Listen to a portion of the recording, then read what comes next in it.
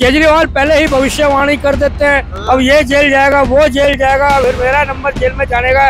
इनको पता है अंदर से हम कितने घपलेबाज हैं, कितने भ्रष्टाचार हैं। तो भाजपा ने उसको थोड़ी बोला कि भैया पाठशाला छोड़ो मधुशाला पकड़ो। मैं हूँ ईमानदार, मैं हूँ कट्टर ईमानदार तक कहते थे। और सबसे बड़ा भ्रष्टाचार ये लोग 5 फीट का नाला खोद देते हैं ना, तो वहाँ पे इनका 10x12 का पोस्टर लग जाता है। का राजकुमार नहीं है, धनीराम का यार नहीं है, साहूकार का बरखुरदार नहीं है, जनता का पहरेदार है, राष्ट्रवादी है। आप करो तो रासलीला, हम करें तो करेक्टर दिलाने। भैया भ्रष्टाचार तुम करो। मोदी जी ईमानदारी की ऐसी ज्वाला है, उनके बगल में किसी भ्रष्टाचारी के बैठने की औकात नहीं है। नमस्कार, स्वागत करते हैं आप सभी का खिचड़ी द न्यूज में। मैं आपके साथ आयुष। शिवसेना गुट के संजय राउत का बयान आया है कि हम सभी के सभी तैयार हैं जेल जाने के लिए। ये बयान संजय राउत का संजय सिंह के गिरफ्तारी के बाद आया है और उन्होंने कहा है कि हमें पता है हम गिरफ्तार होने वाले हैं, इससे कोई नहीं रोक सकता। हम सच्चाई के रास्ते पे हैं और सच्चाई के रास्ते पे अक्सर ऐसा होता है। कौन सा है ये रास्ता, किस सच्चाई की बात कर रहे हैं संजय राउत? हमारे साथ जनता मौजूद है, जनता के बीच चलेंगे, जनता से जानेंगे कि उनकी क्या राय है, ये किस सच्चाई की बात कर रहे हैं संजय राउत सर। देखिए, संजय राउत उस थाली में है जिस थाली में छेद खाता था, वो खाना खाता था, उसी में छेद करता था। शिवसेना उद्धव ठाकरे को इन्होंने वो धोखा दिया है जो वो पहचान पर, उस पर शक भी नहीं गया उनके ऊपर, और शिवसेना टूट गई। मैं ये बताना चाहता हूँ, राउत को तो खुद मुकदमा चल रहा है।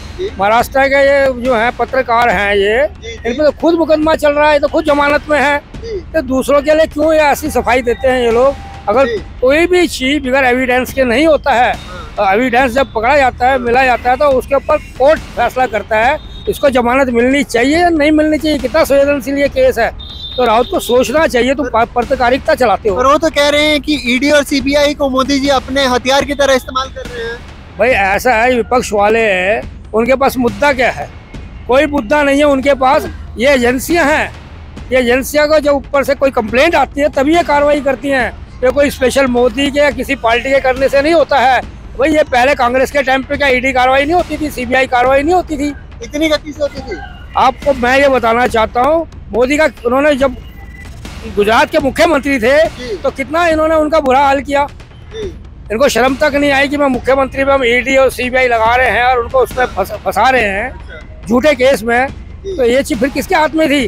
अरे आपके पास कोई नहीं है। आपने अगर कोई गलत काम किया है और आपके एविडेंस है आपके खिलाफ कोर्ट में, और आपको कोई बचा नहीं सकता जब तक कोर्ट फैसला नहीं देता। पर ये तो कह रहे हैं कि ईडी और सीबीआई जो है वो हमें टारगेट कर चुकी है।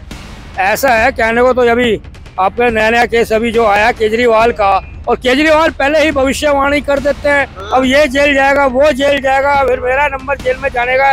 इनको पता है अंदर से हम कितने घपलेबाज हैं, कितने भ्रष्टाचार हैं। घपलेबाज है, भ्रष्टाचार। अच्छा, इसीलिए इनको पता है हर एक के बारे में कौन कौन जेल जाने वाला है। पर क्या है फर्क, क्या पड़ता? हम नेता की भाषा बोले, दूसरे पे आरोप लगाएं। जो सत्ताधारी पक्ष है पब्लिक को भड़काएं और उनको यही कहें कि हमें अपनी सीट का दुरुपयोग कर रहे हैं। आम आदमी पार्टी को खत्म करने की चाह में है क्या बीजेपी सरकार? क्योंकि पहले 2 नेता को ऑलरेडी डाल चुकी है, अब संजय सिंह भी जा चुके हैं जेल में। देखिए, आप कह रहे हैं आम आदमी पार्टी को खत्म, बीजेपी को खत्म करेगी भाई आम आदमी पार्टी को? सुचिता की पिटीशन है उनका। अरे भाई, सुचिता की ईमानदारी की बात करने, सुचिता की बात किसने की थी? केजरीवाल ने की थी। ईमानदारी की बात किसने की थी? केजरीवाल ने की थी। तो भाजपा ने उसको थोड़ी बोला कि भैया पाठशाला छोड़ो मधुशाला पकड़ो। बोला था क्या? भाजपा ने ये थोड़ी बोला कि भैया मधुशाला में 5% की जगह 12% कमीशन खाओ। बोला था क्या? ये थोड़ी बोला था भाजपा ने कि मधुशाला में दलाली खाओ। नहीं बोला था ना। भाजपा ने ये भी नहीं बोला था कि लिकर स्कैम लाओ। आप लाए ना, आपने भ्रष्टाचार किया ना, आपने शीश महल बनवाया ना, सब कुछ आपने आपत्तियां की ना।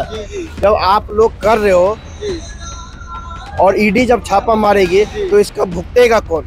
आप कहते हो ईमानदार ईमानदार ईमानदार, आप ही वो लोग थे। जन लोकपाल की बात करने वाले कौन थे पता है आपको? ये वही लोग थे। और आप भी शायद गए होंगे, और पूरी दिल्ली गई थी, हम लोग भी गए थे रामलीला मैदान, जब ये सुचिता की बात करते थे, ईमानदारी की बात करते थे। लेकिन आज कहाँ गई इनकी सुचिता? आज कहाँ गई इनकी ईमानदारी? किस चूल्हे में इसने दफन कर दिया इस ईमानदारी को? आज सबसे बड़ी भ्रष्ट पार्टी अगर कोई है और पूरी की पूरी आधी सरकार इनकी अगर जेल में है तो दिल्ली की आम आदमी पार्टी है। तो टारगेट करना हो गया ना, एक ही पार्टी को टारगेट कर लिया गया है, वही जा रही है जेल में। तो भैया वही भ्रष्टाचारी कर रही है ना। नीतीश कुमार कांग्रेस नहीं कर रही है। नीतीश कुमार के ऊपर ईडी क्यों नहीं जाती? क्यों नहीं जा रही? उड़ीसा में किसकी सरकार है? उनके ऊपर ईडी क्यों नहीं जाती? वो गठबंधन में क्या भाजपा से? जब भाजपा से कोई सांठ काट है। भाई साहब आप भ्रष्टाचारी करोगे, चोरी करोगे, आप पुलिस मुझे पकड़ के ले जाएगी। अगर मैं ये भाई साहब अगर मैं हूँ, मैंने इनका पर्स मारा है किसी ने भी, तो मुझे पुलिस पकड़ेगी, आपको पकड़ के ले जाएगी? आप ये बताओ। मतलब आम आदमी पार्टी को छोड़ के सारे ईमानदार हैं। अरे भाई साहब सारी आप ईमानदार इतनी जोर जोर से चिल्लाते, मैं हूँ ईमानदार, मैं हूँ कट्टर ईमानदार तक कहते थे। और सबसे बड़ा भ्रष्टाचारी ये लोग निकले, सबसे बड़ा भ्रष्टाचारी। आज दिल्ली की जनता से आप पूछिए भाई साहब, दिल्ली की जनता त्रस्त है इनके भ्रष्टाचार से। अगर ये 5 फीट का नाला खोद देते हैं ना तो वहाँ पे इनका 10 बाय 12 का पोस्टर लग जाता है। अच्छा, ये इनका हाल है। वो तो कहते हैं चौकीदार चोर है। चौकीदार चोर है। 15 साल से मुख्यमंत्री नरेंद्र मोदी जी थे, 10 साल होने वाले प्रधानमंत्री, राजनीति में हो गए 25 साल। उसके ऊपर 2-3 साल पार्टी के लिए काम किया, टोटल 30 साल से राजनीति में है।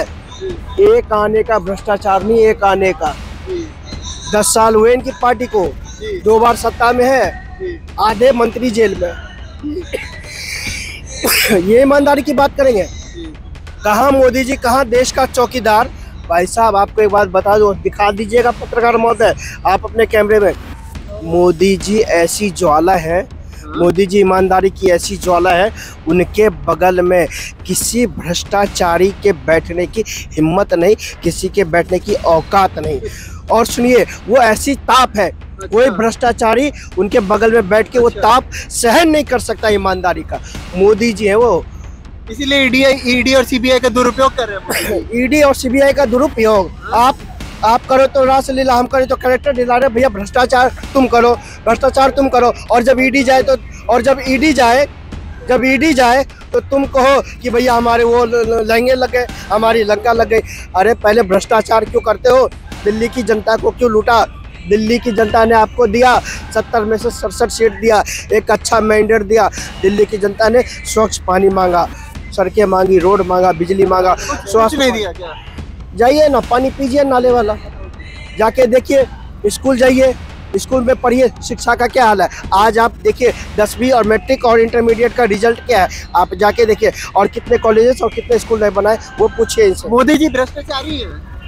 बिल्कुल भी नहीं है, बिल्कुल। ईडी और सीबीआई का दुरुपयोग कर रहे हैं आम आदमी पार्टी। राजकुमार नहीं है, अच्छा, धनीराम का यार नहीं है, अच्छा, साहूकार का बरखुरदार नहीं है, अच्छा, जनता का पहरेदार है, अच्छा, राष्ट्रवादी है, अच्छा, एडी से चोटी तक राष्ट्रवादिता है। अच्छा। किसके लिए बेईमान नहीं करेगा? पूरी नहीं काका। ईडी और सीबीआई का दुरुपयोग कर रहे हैं मोदी जी। कौन? मोदी जी। क्यों करेंगे? आम आदमी पार्टी के खिलाफ लगा दिया है सबको। हाँ तो घपले करोगे तो सीबीआई तो पकड़ेगी। सीबीआई पहले तहकीकात करती है। अच्छा। सीबीआई की तफ्तीश जो है पहले सारा आंकड़े सारा हिसाब बना करके फिर हाथ डालती है। अच्छा। और पुलिस डायरेक्ट करती है अटैक। अच्छा। पुलिस में सीबीआई में ये फर्क है। ठीक है। सेंटर की पुलिस होती है। तो जैसा कि आपने सुना, जनता का यही कहना है कि आम आदमी पार्टी पहले से ही भ्रष्टाचारियों की पार्टी थी, पहले से ही भ्रष्टाचार करते आ रही थी, तो उनका जाना लाजमी है। संजय राउत को ये बयान देते हुए शोभा नहीं देता है। बहुत बहुत शुक्रिया आपका खिचड़ी द न्यूज़ के साथ जुड़ने के लिए। बने रहिएगा हमारे साथ। हमारे चैनल को लाइक, शेयर और सब्सक्राइब जरूर करिएगा और बेल आइकन भी जरूर प्रेस कर दीजिए और कमेंट सेक्शन में अपनी राय जरूर साझा करिएगा।